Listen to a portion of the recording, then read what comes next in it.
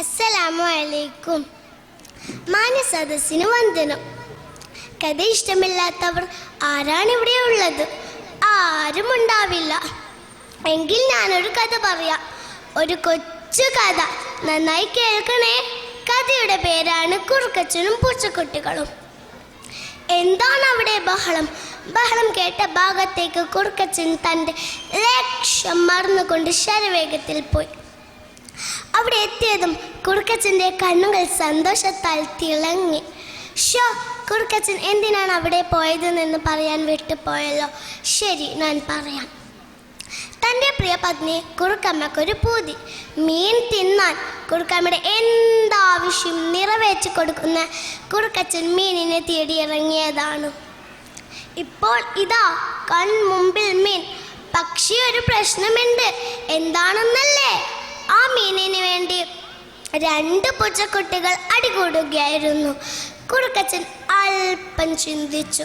അപ്പോഴാണ് കൗശലക്കാരൻ കുറുക്കച്ചൻ്റെ തലയിലൊരു ബുദ്ധി ഉദിച്ച്. അവൻ വേഗം അങ്ങോട്ട് പോയി ഒന്നും അറിയാത്തപ്പോൾ കാര്യം അന്വേഷിച്ചു. പൂച്ചക്കുഞ്ഞുങ്ങളെ, നിങ്ങൾ എന്തിനാണ് അടികൂടുന്നത്? ഈ മീൻ എനിക്ക് വേണം, ഞാനാണ് ആദ്യം പിടിച്ച.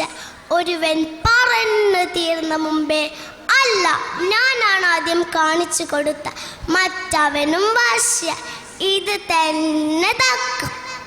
കുറുക്കച്ചൻ വീട്ടിൽ പോയി കത്തിയുമായി വന്നു. മീനിനെ 3 കഷ്ണങ്ങളാക്കി. നീ വാൽഭാഗം പിടിച്ചത് കൊണ്ട് നിനക്ക് വാൽഭാഗം. അതെ, നീ തലഭാഗം പിടിച്ചത് കൊണ്ട് നിനക്ക് തലഭാഗം. 2 പൂച്ചക്കുട്ടികളെ നേടി നീട്ടിക്കൊണ്ട് കുറുക്കച്ചൻ പറഞ്ഞു, എൻ്റെ വിലപ്പെട്ട സമയങ്ങൾ കഴിഞ്ഞു കത്തിയുമായി നിങ്ങളുടെ വയക്കി തീർത്ത എനിക്ക് ഇതും. പൂച്ചക്കുട്ടികൾ എന്തെങ്കിലും കുറുക്കച്ചനോട് പറയുന്ന മുമ്പേ കുറുക്കച്ചൻ മീനിൻ്റെ നല്ലൊരു ഭാഗവുമായി സ്ഥലം വിട്ടു. കൂട്ടുകാരെ, നിങ്ങൾക്കിതിൽ നിന്ന് എന്താണ് മനസ്സിലായേ? അതെ, വഴക്കൊന്നിനും പരിഹാരമല്ല.